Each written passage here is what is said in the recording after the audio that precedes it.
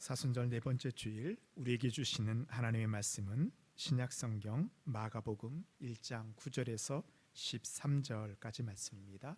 신약성경 53쪽에 있습니다.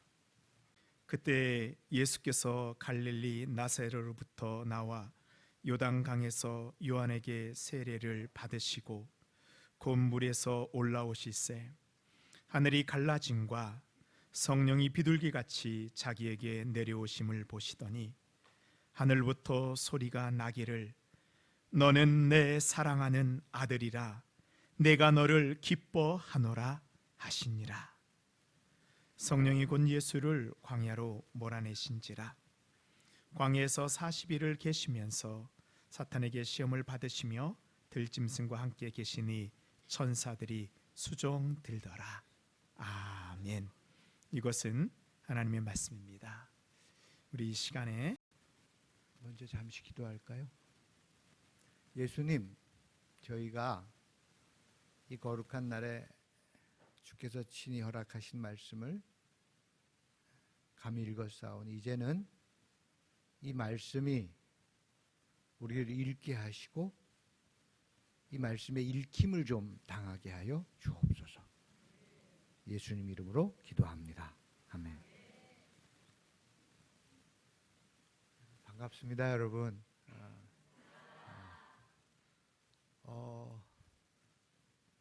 박 목사님이 목회하는 교회가 어떤 교회인지 사실 궁금했었습니다. 그런데 이렇게 왔는데 제가 어떤 말 할 것 같아요? 참 따뜻함을 느꼈고요.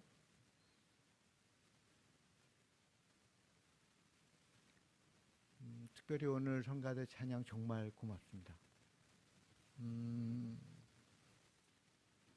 여기 그런 가사가 있었거든요. 아름다운 날 맑은 하늘에 주님의 모습 그려볼 때 나를 바라보며 미소를 짓는 구름의 모습 주님의 얼굴, 태양과 같은 변함이 없는 주님의 사랑이 나의 삶 속에 가득하리라. 이런 찬양을 듣는데 여러분의 얼굴도 그대로였었고요. 제가 특별히 좋아하는 그러니까 이 노래는 오늘 처음 듣습니다만은 제 개인적으로 저도 묵상집에 나와 있는 것처럼 시편 19편을 읽거나 또는 내 자신이 오늘 삶을 돌아볼 때 주님이 내 곁에 어디쯤에서 나를 거리감이 어느 정도 느껴지고 질감이 어느 정도 되는지, 사랑하는 사람의 손을 만지면 그 질감이 느껴지죠. 너무 오래돼서 기억이 안 나세요? 그 질감을 느끼는 겁니다. 오늘 아침에 여러분이 마련해 주신 숙소에서 잘 자고 아침에 저도 에베소서의 말씀을 묵상하고 나서 나 정말 하나님의 작품 맞지요? 라고 자꾸 여쭈면서 길을 걸었습니다. 그렇게 길을 걷다가 광양 바다를 보는데 어제 박 목사님이 들려주신 원래 김은 이 동네가 최고였었고 그리고 어릴 때 학교 가기 전에 김 몇 장을 이미 해놓고 가야 된다라고 하는 그런 이야기를 들었습니다. 시절은 바뀌었는데 그래서 물 색깔이 그렇게 아름답진 않지만 오늘 그 길을 걷는 중에 물오리, 바다오리겠죠. 바다오리 한 마리가 떠 있었어요.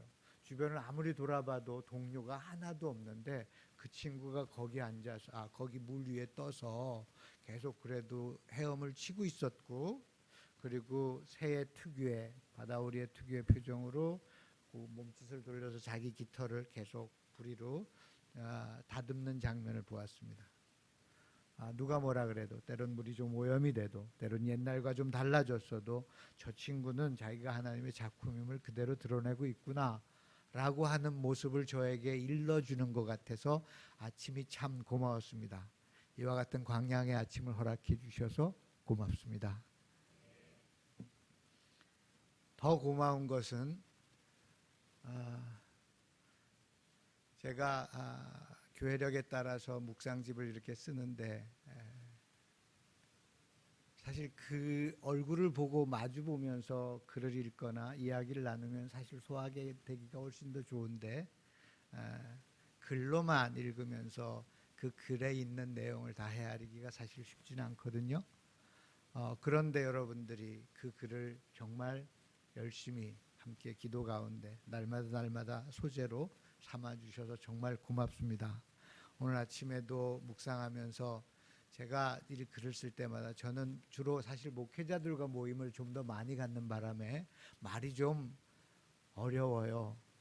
그러기도 하고 또 저희 집사람 표현에 의하면 좀 그렇게 공중에서 살지 말고 땅에 좀 내려와야 되는데 아직 제가 공중 깔글이인 고로 글이 좀 그렇습니다. 생각을 좀 더 하거나 좀 균열이 좀 더 나야 되는데 제가 아직 부족한데 그 글을 읽으시느라고 고생이 많으시고 고맙습니다.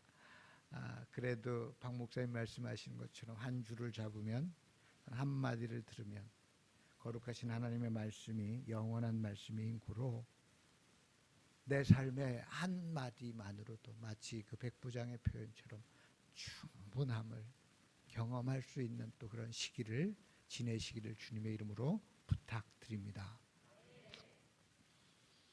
저는 한때 한국교회에서 목회를 하다가 중국 선교사로 한 10여 년 가서 중국 교우들에게 밥을 얻어 먹으면서 한 10년 살이를 했었습니다. 그렇게 해서 선교사 생활을 하면서 뭘 배웠는고 하니까 내가 살던 한국교회의 모습하고 또 중국교회의 모습이 조금 같은 예수 그리스도를 주님으로 고백해도 조금 다른 양태, 조금 다른 문화들을 여러분 교회마다도 조금씩 문화가 다르잖아요. 그런 것처럼 좀 다른 문화들을 바라볼 수 있는 기회를 갖고 그게 마치 저에게 거울 같았었습니다. 그래서 제가 살아가는 중에 나와 좀 다른 모습 또는 다른 모양을 보게 될 때 그것을 비교하거나 판단하지 않고 그것을 좀 있는 그대로 저 안에서 어떤 일들이 일어나고 있는가라고 하는 걸 지켜보는 걸 조금 연습하고 있는 중입니다. 그런 면에서 제게 선교사의 삶을 통해서 또 아주 생생한 현장의 삶 속에서 살아가던 기억을 통해서 좀 더 말씀을 깊이 묵상하고 또 그 말씀 앞에 좀 이렇게 머물러 있는 시간들을 좀 더 많이 가지면서 그런 묵상집을 쓰기도 하고 또 이런 묵상을 좀 나누고 싶기도 해서 글을 썼는데 우리 박 목사님께서 여러분과 함께 그 말씀을 더 깊이 읽어 주셔서 고맙고요. 그리고 여러분들이 그런 과정들을 통해서 기왕이면 좀 더 행복하시길 바랍니다. 어려운 책이라 그래갖고 또 저를 보고 거다가 글도 읽기 싫었는데 또 얼굴까지 보게 됐다고 너무 섭섭해 생각하지 마시고 그렇게 오래는 안 있을 거니까요. 그러나 어제 와서 이순신대교를 건너가 보기도 하고요. 여수의 야경 밤바다를 바라보기도 했습니다. 그런 선물도 무척 많이 받아서 이 봄 광양의 그 봄을 제가 지난주에는 강릉에 살기 때문에 대관령 산속을 걸었거든요. 그래서 허벅지까지 빠지는 눈 속에 있다가 갑자기 매화 향기를 만났습니다. 그래서 중국의 유명한 시인이 그런 말을 했거든요. 저 희끄물에 한 것이 눈인가 했더니 향기가 나는 걸 보니 매화로구나. 이런 시를 말했었는데 여기 와서 그걸 직접 경험했습니다. 여러분 덕분에 많은 선물을 받았습니다. 저도 그런 의미에서 제가 무척 고마워하고 또 좋아하고 좀 가슴에 간직하고 있는 말씀을 오늘 이 아침에 잠시 나누려고 합니다. 성경 말씀이 마가복음 1장에 있는 말씀을 읽었거든요. 이 말씀을 토대로 우리가 이 신앙 생활하면서 어떻게 좀 연습하며 살아야 될지를 나누려고 합니다. 오늘 예수님 우리가 알고 있는 대로 세례를 받으시러 요단강가로 가셨고 거기에서 세례를 받았는데 그리고 나서 하늘문이 열리면서 비둘기같이 성령이 임하여 너는 내 사랑하는 이요 내 기뻐하는 자라라고 하는 음성을 들었다라고 하는 것입니다.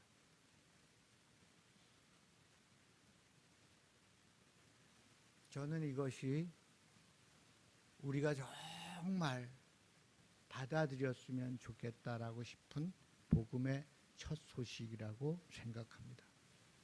그분이 사람이 되셔서 이 땅에 계시는 목수의 아들로 자라시다가 이제 새로운 삶을 살아봐야 되겠다라고, 이제 공적인 사역, 좀 오늘은 제가 낯선 곳에서 왔으니까 좀 일반적인 용어를 많이 사용하게 될 것입니다. 종교적인 언어보다. 그러니까 좀 다른 방식의 삶을 살아봐야 되겠다라고 예수님이 결심하시고, 다른 방식의 삶을 그 중에서 무엇을 택했을까라고 했을 때 그분은 SNF하러도 가지 않으시고 바리새인도 되지 않으시고 젤로땅 열심당처럼 독립을 위해서 칼을 들지도 않으시고 세례 요한에게 가셔서 세례를 받으셨다라고 하는 겁니다. 삶은 굉장히 살다 보면 익숙해집니다, 여러분. 그리고 그 익숙해지면 그 익숙한 삶은 계속 반복되다가 어느 날부터는 좀 매너리즘에 빠지기도 하고요. 뭐 그저 그런 거예요. 맨 처음에 사랑하는 사람과 첫날을 지낸 아침은 얼마나 행복했습니까? 그러나 한 10년쯤 지나 보면 저 얼굴로 아침에 그냥 일어나서 밥을 먹다니, 뭐 이런 생각도. 여러분들 굉장히 진중하시군요. 여러분, 제가 그 얼굴이, 여러분들의 반응이 늦어서 얼굴이 빨개지면 여기까지도 빨개지거든요. 그러니까 좀 반응을 잘 해주셔야지 당황하지 않습니다. 저를 좀 긍휼히 여겨주시기 바랍니다. 네. 자, 그렇게 돼서 익숙해지면 처음 결혼해서 살아가는 사람이 때론 밥도 좀 태우고 또는 좀 국도 좀 설리고 뭐 이렇게 했어도 너무 행복하고 정성스럽게 받았던 기억이 납니까? 기억이 안 나세요? 하도 오래돼서. 너무 맛있고 막 그렇게 차려진 이 소꿉장난 같은 삶이 정말 행복했었는데 어느 날부턴가는 나이 들수록 반찬 투정을 하는 사람도 생기고 이걸 차려줘 말어 라고 하는 생각도 흘러가게 됩니다. 여러분, 믿음 안에서 말할 수 있다면 은총의 반대말은 뭐냐? 습관과 익숙함입니다. 하나님은 지금 여기에서 새로운 걸 내려주시는 걸 보고 우리가 고백할 때 은총이라고 표현하거든요. 그리고 은총은 어제의 방식으로 믿어서는, 어제의 습관으로 대해서는 도저히 체험할 수 없는 게 은총입니다.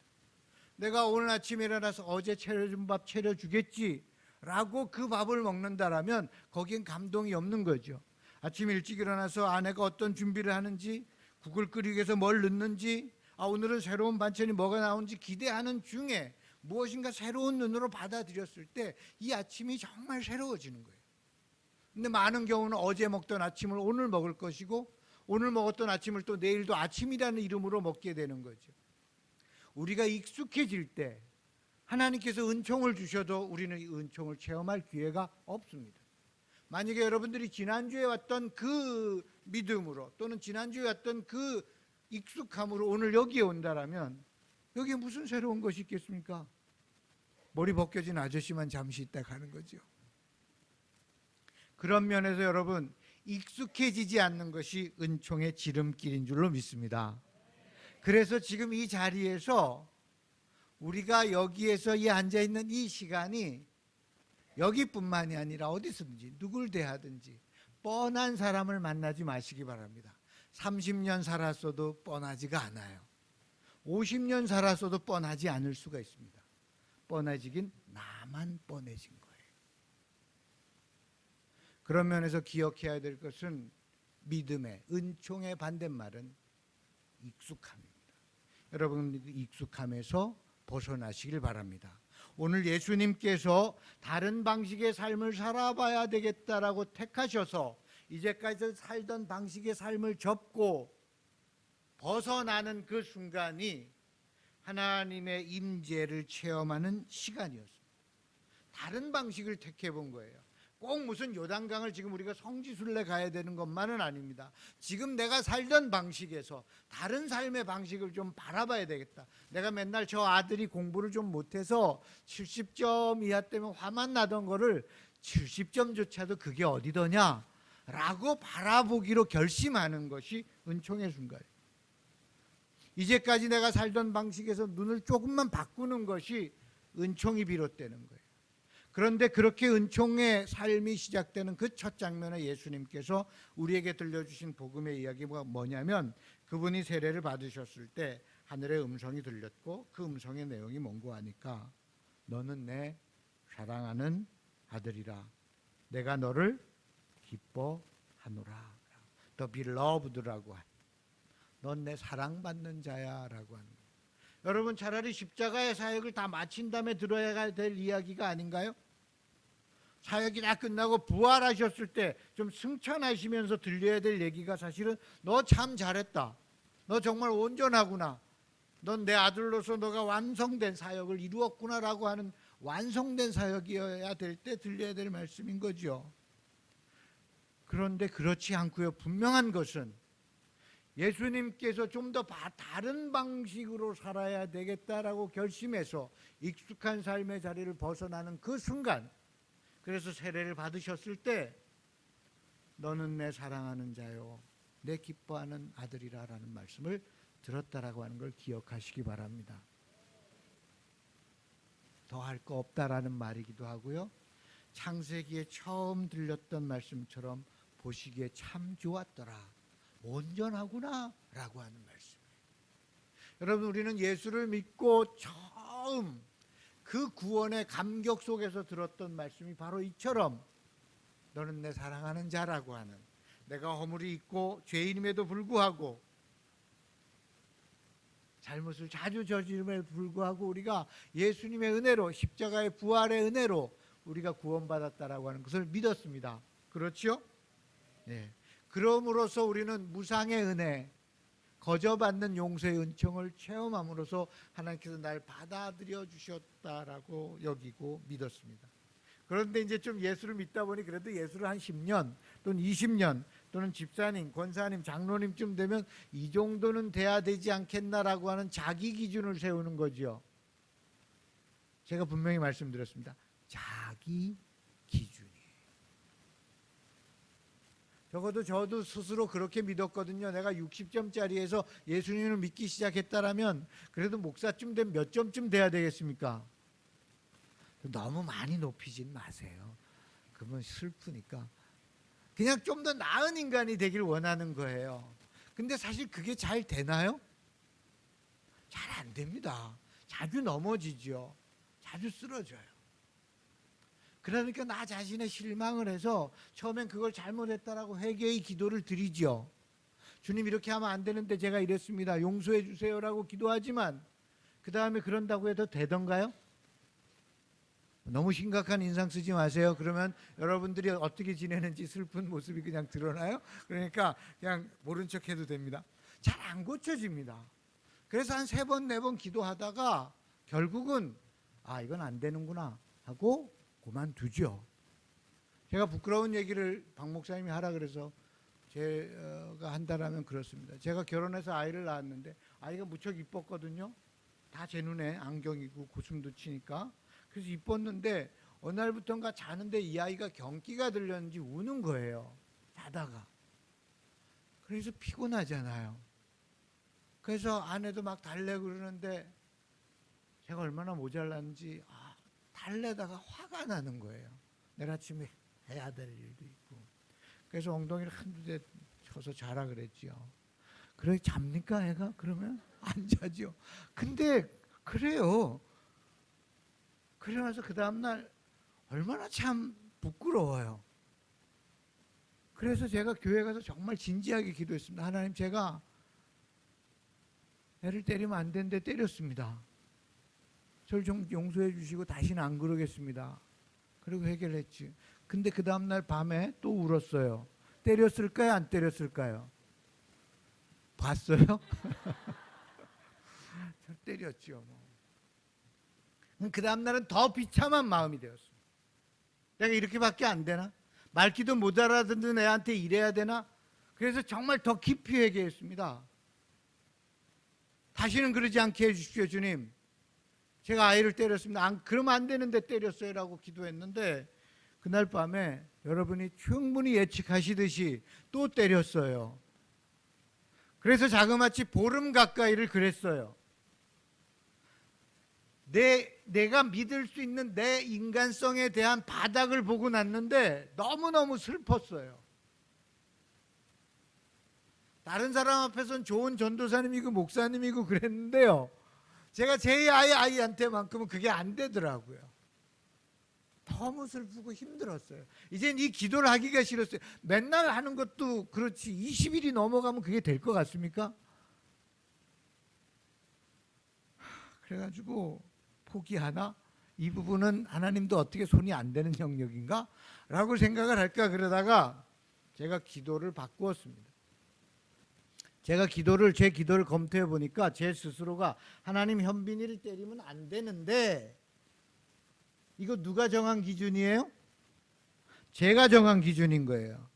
하나님은 잘 모르겠어요, 어떤 기준을 가지고 계신지. 근데 이건 내가 정한 기준인 거예요. 그래서 내가 이러면 안 되는데 내가 그랬어요 라고 나를 고발하기도 했지만 나를 판단하고 있더라고요. 그래서 그러지 말자, 이렇게 기도하지 말고 있는 그대로만 말씀드리자.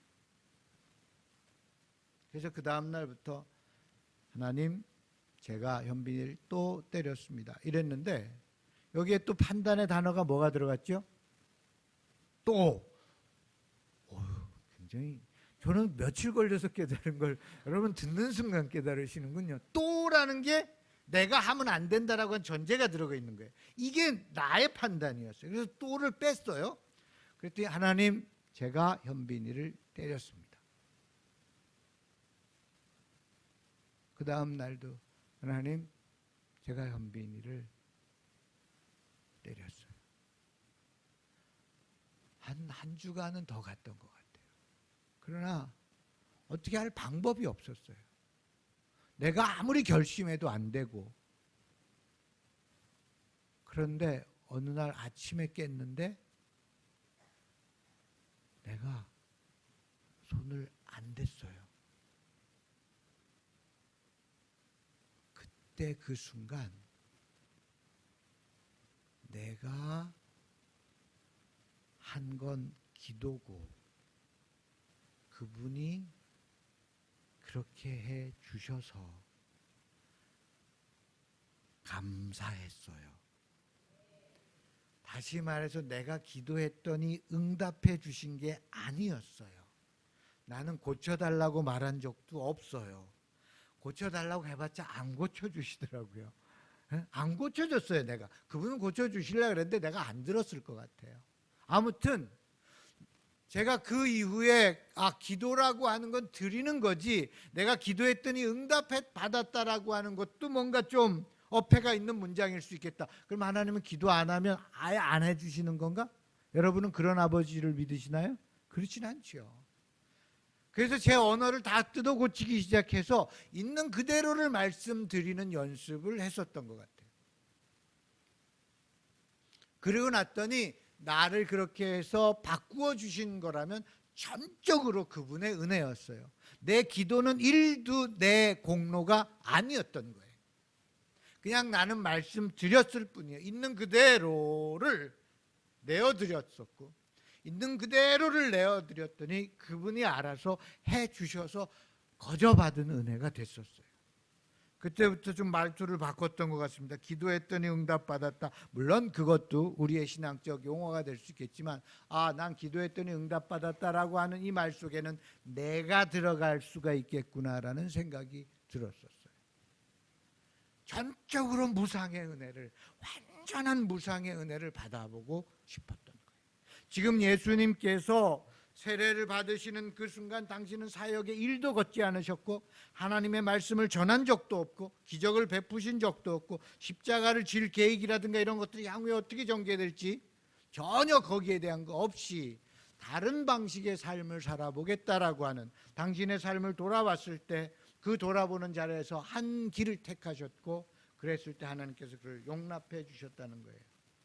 여러분, 이미 다 완성되었다라는 표현이고 온전하게 이루어졌다라고 하는 표현입니다. 그리고 이 표현은 예수님께서 변화산상 위에서 모세와 엘리야와 함께 있을 때 다시 들렸던 음성이어서 베드로에게 너는 그의 말을 들으라고 했을 때 그 직전에 들린 것이 이는 내 사랑하는 아들이요 내 기뻐하는 자라라는 음성을 들으셨습니다.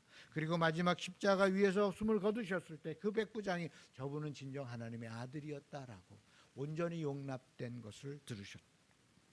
그렇다면 복음의 시작은 바로 여기에 있습니다. 있는 그대로 용납되었다고 그리고 받아들여졌다라고 하는 것이 믿음의 시작인 줄로 믿습니다. 근데요, 이게 말로는 믿잖아요. 그런데 이게 몸으로 믿어지기가 참 어렵습니다.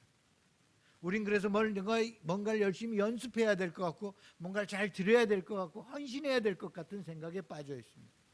그걸로 제일 힘들었던 사람이 혹시 여러분도 읽어봤을지도 모르고 얼마 전에 이렇게 여러분이 읽었던 탕자의 귀향이라고 하는 헨리 나웬 선생이었습니다. 그분은 어느 대학교 교수였냐면 하버드 대학 영성신학 교수였습니다.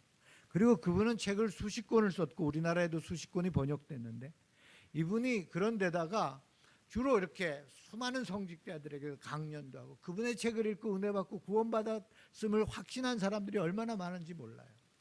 그런데 이분이 아주 신경증 예민한 분이었습니다.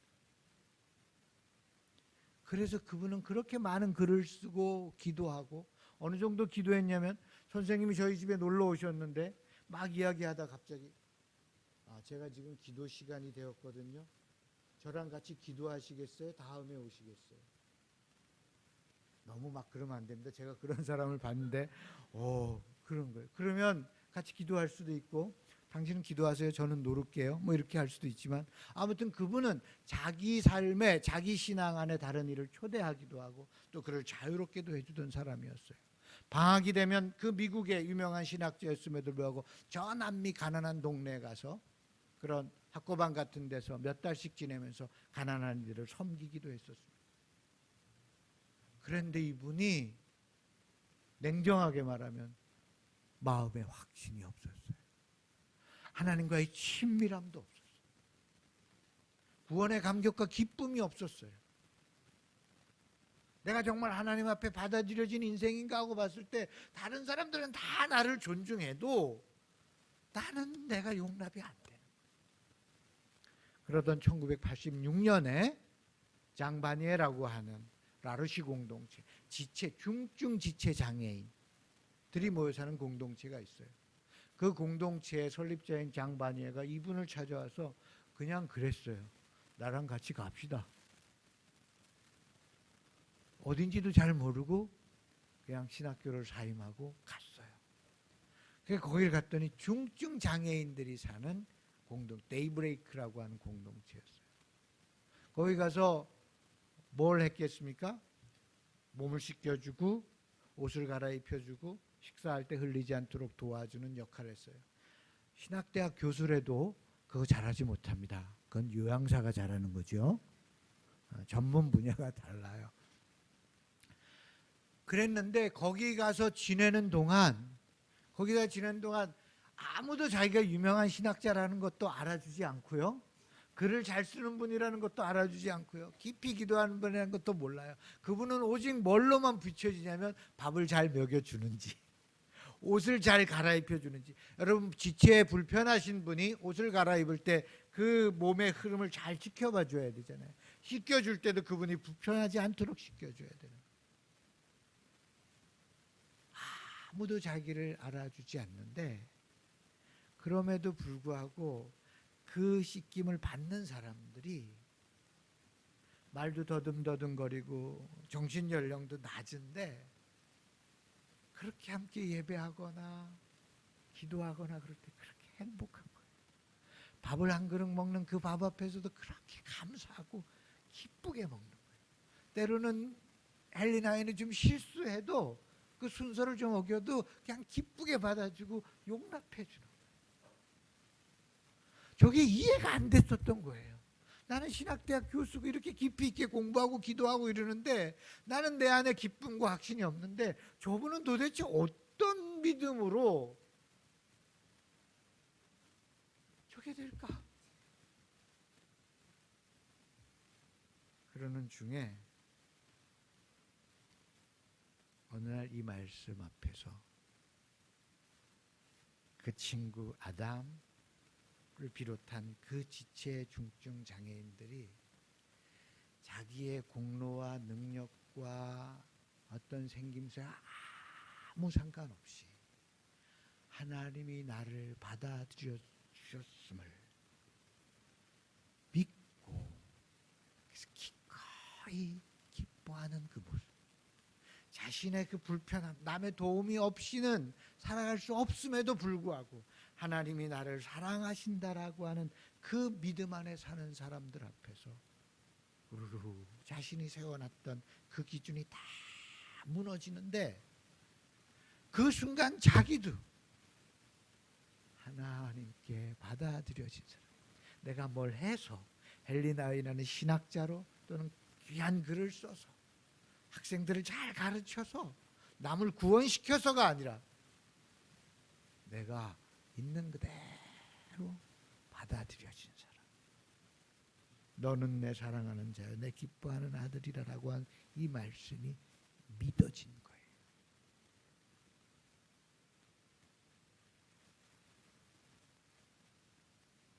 그래서 쓴 책이 여러분들이 목사님과 함께 공부했던 탕자의 귀한 같은 그런 글들이 내가 받아들여졌다라고. 지금 예수님께서는 세례의 첫 순간에 이 말씀을 얻으셨고 들으셨고, 그리고 이 말씀을 가지고 당신의 공생의 사역을 걸어가는 거예요. 저는 그래서 주님이 뭔 결단을 하고 선택을 하고 말씀을 전하고 기적을 일으켰다라고 하는 것도 믿지만, 그것보다는 하나님 안에서 이미 온전히 받아들여진 존재의 감격과 기쁨으로 살아나가시는 주님을 믿습니다. 내가 있는 그대로 받아들여진 경험이 여러분 안에 분명히 있을 줄로 믿습니다. 언제 받아들여졌을까요? 가장 먼저는 우리가 어린아이일 때입니다. 여러분 기억이 잘 안 나시겠지만 내가 있는 그대로 받아들여진 경험이 있는 사람들은 어디 가서도 자기가 사랑받는 사람이라는 걸 잘 살아내고 있습니다. 어린아이들 중에 아빠가, 제가 제 목소리 뒤에서도 들리나요? 자, 어린아이 때 아이가 요 정도 위에 올라가서 아빠가 뛰어내리자 할 때 아이가 계산을 하면서 아빠가 그게 못하기 떨어지는 이런 거 계산 안 하거든요. 그냥 뛰어듭니다. 왜? 내가 받아들여질 줄 아는 거. 받아들여지는 것을 경험하는 사람들은요, 정말 자기가 사랑 안에 살고 있다는 걸 충분히 느끼기 때문에 그렇게 눈치를 안 봅니다. 언제부터 눈치를 보게 되죠? 성적표도 갖고 다니기 시작하고 등수도 매겨지기 시작하고 이래부터 이제 자기가 비교의 대상이 되는 거예요. 그 전까지 우리는 비교의 대상이 된 적이 없었어요. 그러나 내가 첫째였는데 둘째가 태어나기 시작하고 셋째가 태어나고 막 이러면서 이제 비교가 되는 거예요. 그러면서 우리는 이 세상에서 살아나가기 위해서 철저하게 비교되고 자격을 갖춰야 되고 조건을 갖춰야 되고 충분한 거래가 이루어져야 되고 비거래적인 삶을 살아보지 못하는 경우들이 점점 많아지는 거예요. 그래서 우리가 예수를 믿어서 무조건적으로 용납되었다고 믿었던 그 시작은 그렇게 했는데, 좀 시간이 지나고 나니까 예수 믿는 것도 좀 자격을 갖춰야 될 것 같고 뭔가를 해야 될 것 같고, 그거 못하면 좀 죄송하고 믿음이 없는 것 같고처럼 스스로 판단하기 시작하는 거예요. 저는 예수님께서 이 말씀을, 하나님의 음성을 들으셨던 이 첫 순간이 당신의 삶의 여정을 결정짓고 그 감격 속에서 그때부터 행하는 것은 어렵지가 않아요. 여러분 사랑에 빠진 적 있으세요?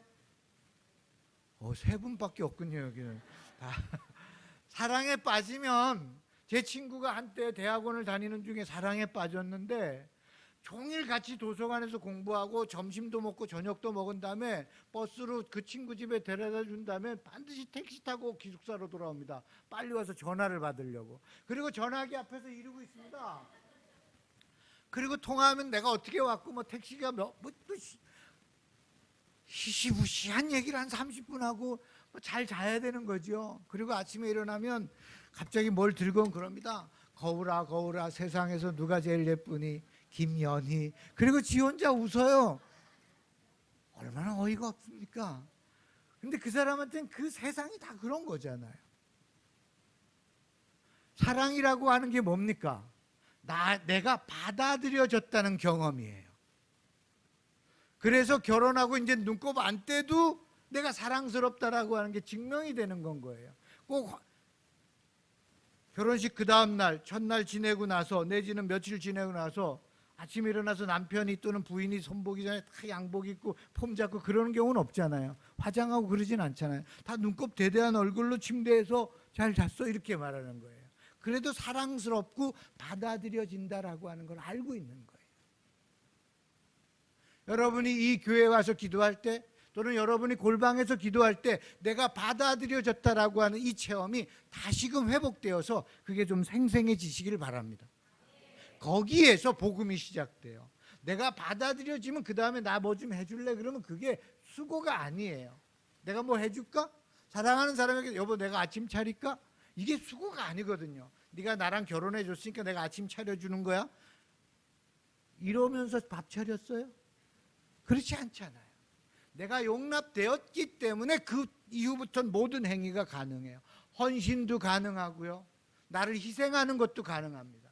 내 자식을 내가 받아들였기 때문에 그 아이가 원하는 걸 해주기 위해서 내가 수고를 하는데 그거 갖고 생색내면서 계산 다 합니까?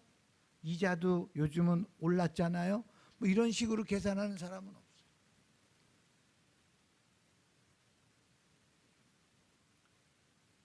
내가 용납되었다라고 하는 게 사실은 복음의 첫 일성입니다.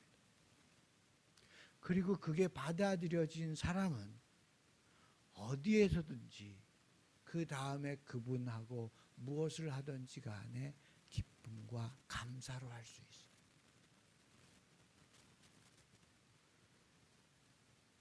그렇게 하나님께서 나를 용납해 주셨다라고 하는 이 믿음 안에 있을 때 그 다음부터는 우리가 그분 안에서 일어나는 일들을 거래하지 않게 돼요. 며칠 전 주제가 거래와 비거래였죠. 네. 제가 그런 생각을 하게 돼요. 내가 주님 안에서 무엇인가를 해야 되는 게 내게 주신 이 감격 속에서 반응하고 있는지 아니면 무엇인가를 바라고 있는지 아니면 뭔가 거래적인 생각을 하고 있는지. 며칠 전에도 집회가 있어서 어느 교회 가서 연합 집회여서 이렇게 헌금을 이렇게 하잖아요. 그 교회가 꼭 이제 그래요. 좀 그래도 이걸 위해서 기도를 해달라고. 그래서 제가 이렇게 들고 기도를 해야 되잖아요. 그래서 여러분 이게 돈입니다. 돈. 돈 힘이 세지요. 이제 그래서 돈 힘이 세지요. 여러분은 안 셉니까? 돈 힘이 세지 않아요. 그런데 우리가 이렇게 헌금을 드린다는 건 뭐겠습니까? 우리가 이 세상에선 거래적인 삶을 살아갈 수밖에 없지만 그러나 주님 내가 이 거래상이 삶의 노예가 되지 않기 위해서 당신 앞에서 비거래적인 삶을 살아가도록 해보겠습니다 라고 드리는 거지. 주님 내가 이만큼 드리니까 이자 치고 해서 돌려주세요 라고 드리는 사람은 없습니다. 그런 것처럼 용납된 사람의 삶은 점점 더 그런 부분들이 자유로워지는 거예요. 그런데 여러분 하나님 나라를 경험한다라고 하는 게 바로 그와 같은 용납을 경험하는 거예요. 여러분의 삶의 이야기 중에 내가 나를 있는 그대로 찾아가서 무슨 얘기를 해도 되는 사람을 떠올려 보세요. 내 삶의 선생님일 수도 있고 사랑하는 사람일 수도 있고 오랜 지인일 수도 있어요. 그냥 가식 없이 계산 없이 그냥 있는 그대로 내 모습 연약하고 넘어진 이야기 그대로 해도 되는 그 사람을 한번 떠올려 보세요. 그리고 그 사람 앞에 가서 10분이든 20분이든 또는 밤새든 울면서든 웃으면서든 어떤 이야기라도 나를 다 털어놓고 났을 때 느끼는 감정이 뭐예요? 내가 받아들여진 사람이라는 거예요.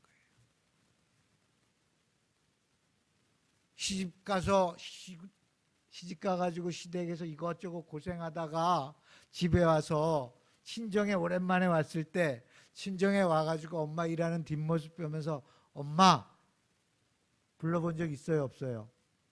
있죠. 그랬더니 엄마가 이제 고개 돌아보잖아요. 왜? 그냥 한번 불러봤죠 뭐. 그냥 한번. 싱거운 년 이럽니다. 싱겁죠. 그러나 엄마도 그 부름이 뭔지 알아요. 왜? 당신도 그렇게 해봤기 때문에. 그리고 내가 여기가 용납되는 곳임을 아는 거예요. 시댁에서 살던 삶이 아니라 내가 여기서 그냥 엄마 앞에 있기만 해도 되는 건 거예요. 그게 내 친정이었고 그 친정집에서 쉬는 시간이었던 거예요. 내가 용납된 장소에 있었던 경험이 여러분 안에, 예수 안에서도 있었고 사랑하는 사람 안에도 있었고 정말 좋은 친구 안에 그게 있어요. 여러분, 근데 그게 생생한 하나님 나라의 현장인 줄로 믿으시기 바랍니다. 내가 지휘자 선생님과 아주 친한 친구여서 그렇게 해서 늘 선생님한테 가서 내가 무슨 얘기를 하든지 날 다 받아들여 준 거예요. 내가 누구한테 가서도 못하는 얘기를 할 수 있고 받아들여 줬어요. 늘 여기가 생생한 하나님 나라는 요 장이에요. 근데 어느 날 내가 선생님께 섭섭함을 느끼거나 또는 문제가 생기거나 이러면 이 관계가 그 순간 부서져요. 하나님 나라는 고정되지가 않아요. 지금 여기에서 우리 옆 사람들 서로 얼굴을 받아들여 보세요. 그냥 내가 받아들여진다라고 하는 그 장소, 내가 무장해제돼도 되는 곳, 내가 평가받지 않는다는 곳, 내가 예수 그리스도의 사랑 안에 용납된다라고 하는 그곳이 하나님 나라라면 내가 지금 만들어낼 수도 있고 내가 지금 파괴할 수도 있는 곳이 하나님 나라인 줄로 믿습니다. 예수님께서는 하나님께 받아들여졌다라고 하는 이 음성을 들으시고 난 다음에 복음의 사역을 시작하셨어요. 그리고 그 복음의 사역을 시작할 때 세상에 나아가셔서 이 복음을 전하는 그때부터 사람들을 어떤 형태로 했냐면 그 사람들을 받아들이는 경험이 그 상대에게 복음이 되었던 거예요. 예수님을 찾아왔을 때 그 사람들의 병의 고침을 받았다라든지 내 믿음이 너를 구원하였다라고 하는 이 모든 말 속에는 그 우선적인 사건, 너는 하나님의 사랑받는 자녀고 너는 지금 이미 받아들여져 있어. 어느 누구도 하지 않던 말, 너의 믿음이 너를 구원하였다라고 하는 이 말, 내가 당신을 찾아가면 내가 받아들여질 거라고 믿기에 때로는 저 십자가 때로는 되게 무력하거든요. 아무것도 할 수 없는 것의 표상인데 저기 아래 가서 나 자신 있는 그대로 열어놓고 울기도 하고 엎드리기도 하고 나의 처참함 속에 바스라지는 그 모습 그대로 있기만 해도 내가 판단받지 않잖아요. 그렇게 받아들여진 경험을 통해서 우리는 다음 걸음을 걸어갈 수 있는 사람들이 되는 거예요. 여러분, 복음은 그런 부분에서 계산과 거래를 넘어서는 비거래적인 사건을 일으키는 곳이 복음적인 사건이 계속 일어나는 거예요. 근데 우리는 온전하지 못해서 24시간 또는 늘 그러지를 못해요. 화를 낼 때도 있고 좀 나 좀 봐달라 그러는데 나도 힘들거든. 나도 나를 용납하지 못해서 그런데 왜 너를 용납하냐고 막 그럴 때도 있어요. 그런 실수하지 않습니까? 저도 자식한테 그랬더라고요. 부부 사이에도 그런 일이 있죠. 그러나 그럼에도 불구하고 거듭 이 자리에 돌아왔을 때 그분이 나를 있는 그대로 받아들여 주셔서 내가 계산하지 않아도 되고 무장해제를 좀 하고 나면 여러분, 사랑받은 사람만이 사랑할 수 있는 것처럼 용납된 경험에 깊이 들어간 사람만이 다른 사람을 용납할 수가 있어요. 여러분이 예수 그리스도를 믿는 신자 또는 성도라고 말한다는 것은 여러분들이 예수님이 아버지 하나님께 받아들여진 것처럼 여러분도 예수 그리스도 안에서 용납되었다는 그 경험을 가지고 이 세상에서 매일 매순간 영원히 그럴 수는 없지만 때로는 기도하는 가운데 힘을 얻어서 용납하는 그 시간을 경험했을 때, 그것을 선물로 줄 수 있을 때, 그래서 그 사람이 어느새 자기 삶의 용기를 얻어서 어디서 얻었는지도 모르고 그냥 마치 10명의 문둥병자 중에 한 명은 예수님께 감사하며 돌아왔지만 나머지 9은 그냥 좋아서 갔잖아요. 괜찮아요. 그게 인생이에요. 우리 그럴 때가 얼마나 많습니까? 그럼에도 불구하고 그는 자신이 용납된 경험을 가지고 세상에 빛이 될 수도 있고 소금도 될 수 있는 거예요. 여러분, 무슨 꼭 소금이 무슨 역할을 하고 빛이 무슨 역할을 하는 게 아니라 그냥 거기에 존재하는 거예요. 여러분들이 여기에 와서 이 십자가 안에서 충분히 용납된 걸 경험하시기 바랍니다. 그리고 그것 때문에 제발 조건을 붙이지 마시기 바랍니다. 그렇게 해서 용납된 경험을 가지고 그대로 내가 어떤 용납을 받았지? 지난 주간에 우리가 죄 고백을 한 것처럼 허물도 있고요, 아부도 했고요, 타협도 했고요, 야바이 짓도 했고요, 때로는 뭐 하여간 그랬어요. 그러나 뭐 그렇게 큰 죽을 죄를 진 건 아니잖아요. 죽을 죄도 졌나요, 여러분? 굉장히 심각하시네.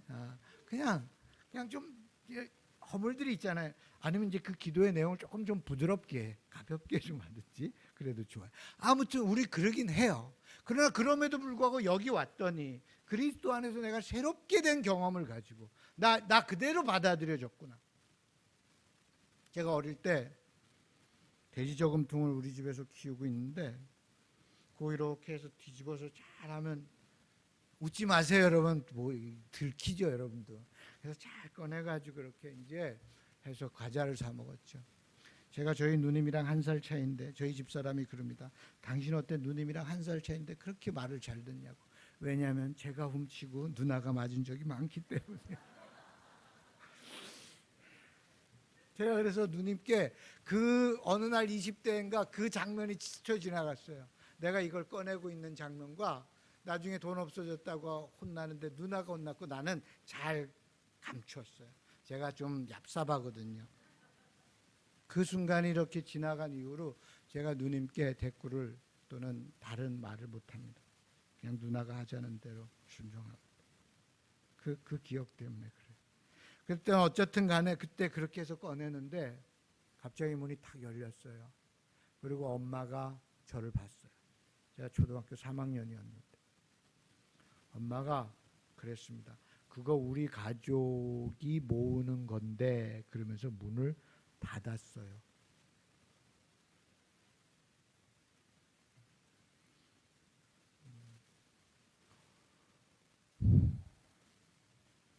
그러고 나서 제게 그 버릇이 없어졌어요. 용서를 조건적으로 하면 다음에 그러지 마 이건 용서가 아니라 벼르는 거지요. 그죠? 그래서 그러지 마 이러면서 이렇게 때릴 걸 나중에 한 3번만 봐주면 그러지 말라 그랬잖아요 하면서 등짝 스매싱을 날리는 게 우리입니다. 우리는 사실 용서를 잘 못해요. 벼르지 않습니까? 솔직하게 말해요. 하나하나 다 검사를 해야 되는 건 아니잖아요. 그러니까 우린 사실 그래요. 우린 잘 용서를 못해요. 내가 그런데 그 어머니가 용서해 준 것처럼, 또는 제가 제 아내에게도 무조건 영적인 용서를 받아본 적이 있는데 그 무조건적인 용서를 경험하고 나서야, 이 용납이 되고 나서 내가 그 용서를 통해서 바뀌었지, 내가 용서받은 다음에 내가 변한 게 아니라는 걸 기억하시기 바랍니다. 용서를 통해서 우리가 변해요.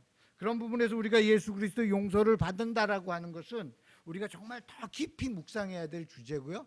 또 용서라는 단어는 좀 무섭잖아요. 어렵고 죄에 대한 문제지만 용납하는 것, 너는 내 사랑하는 자요 내 기뻐하는 아들이라라고 하는 이 언어처럼 내가 용납되는 경험은 좀 허물이 있어도 좀 뭐 나한테 뭐 좀 그랬어도 그냥 그래도 밥 같이 먹자 그럴 수 있는 거고, 그냥 그 사람 이야기 들어줄 수 있는 거고, 저 사람 속에 하나님이 좀 함께 해주셨으면 하는 바람을 가지고 기도할 수 있는 거예요. 그 용납이 사람을 바꾸고 변화시키고 용납한 내 경험이 내가 주님을 닮아가게 하는 것이 되는 줄로 믿으시기 바랍니다. 여러분, 그런 부분에서 내가 지금 이대로 지난 주간에 허물도 있고 이렇지만 여러분 이 믿음 안에서 내가 있는 그대로 받아들여졌다라고 하는 것, 이게 복음의 출발입니다. 이게 믿어지지 않으면 우리는 다 공로로 가야 되고 애를 써야 되고 막 형성을 해야 되고 버거워서 숨이 차게 예수를 믿어야 돼요. 그런데 복음은 그런 게 아니지 않습니까? 복음은 우리에게 자유를 주고, 책을 차라리 쉽게나 쓰고 그렇게 말하지 라고 또 너무 뭐라 그러지 마시기 바랍니다. 괜찮아요. 그냥 아직 수준이 안 돼서 그런 거예요. 그냥 여러분이 저를 용서해 주시면 되죠. 그렇게 용납된 사람들이 모여서 그 용납된 경험을 나눠주는 것만 해도 내 용서가 얼마나 깊어지는지 알게 됩니다.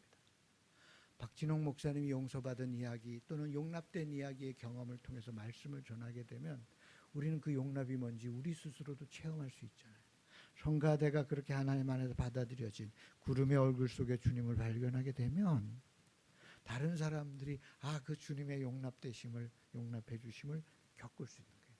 장로님의 오랜 신앙의 역사 속에서 그 믿음의 고백 속에서 하나님이 나 이렇게 받아들여 주시더라, 내가 이렇게 애썼더라는 얘기는 쫓아가기 힘듭니다. 제가 중국에서 선교사 생활할 때 한국교회에서 온 목사님들이 한 3박 4일쯤 집회를 하면 다 첫날엔 아멘 하면 그러다가 한 4일째쯤 되면 기가 죽습니다. 왜냐하면 중국이 그때 가난했는데 목사님들 와서 우리 아들이 하버드 대학을 갔습니다, 우리 장로님이 차를 새로 뽑아줬습니다, 막 이러니까 맨 처음엔 하루 이틀은 아멘 아멘 하다가 한 사나흘째 되면 난 저렇게 믿긴 틀렸다 라고 절망을 해요. 근데 이제 저는 자주 불림을 당했습니다. 왜냐하면 제가 주로 이런 얘기했거든요. 애 패다가 스스로 창피해갖고 그러다가 이렇게 다른 얘기, 돈 꺼내다가 이렇게 걸려서 이런 얘기, 아내한테 그 얘기 나면 이제 큰일 납니다. 막 그런 이야기를 하면 내가 저 정도는 믿겠다. 저 정도는. 여러분, 제가 믿은 이야기가 그렇습니다. 여기 서 있다고 해서 뭘 특별한 믿음이 있는 게 아니에요. 그런 책을 썼다고, 글을 썼다고 해서 대단한 게 아닙니다. 내가 내 삶을 돌아보니까 내가 받아들여진 경험이 있는 거예요. 난 그리고 그 받아들여진 걸 좀 더 붙잡고 싶고 좀 더 씨름하고 싶은 거예요. 내가 이래도 받아들여졌습니까? 라고 묻고 싶을 때도 있는 거죠. 내가 뻔히 죄인 줄 알면서도 내 스스로 자발적으로 걸어 들어간 허물은 왜 없겠습니까? 뭔 고집이 세가지고 뭘 그렇게 사람이 모진 마음이 있어서 정말 내가 선한 법이 있는 줄 알면서도 행하기는 악일 때가 얼마나 있습니까? 그리고 나서 거기 들어갈 땐 모르다가 거기 나와보고 나면 얼마나 절망스럽습니까? 내게 이런 가능성이 1푼이라도 있는지. 그리고 다시 물어보는 거죠. 그래도 되는 겁니까? 용납이라고 하는, 하나님의 용납이라는 걸 그렇게 가볍게 여기지 마세요. 정말 깊고 크고 아름다운 걸 내 기준점으로 판단하거나 평가하지 마세요. 근데 그러기에는 우리는 우리를 판단하고 우리를 비교하고 남을 비교하는 눈에 너무 떠져 있다 보니까 이 용납이 아니라 벼르는 삶을 많이 사는 거예요. 사실 이렇게 말하면서 저도 그래요. 그런 경우가 있지만 그럼에도 불구하고 이것은 싸워서 이길 문제가 아니라 그 용납하심 안에 자꾸 녹아지는, 그걸 통해서 내가 바뀌어가고 있음을 경험하고 고백하고 나누시기 바랍니다. 그래서 주님의 교회가 정말 그렇게 받아들여진 사람들이 시시한 이야기, 넘어진 이야기 하면서 되게 행복한 주님의 교회가 되시기를 주님의 이름으로 축원합니다.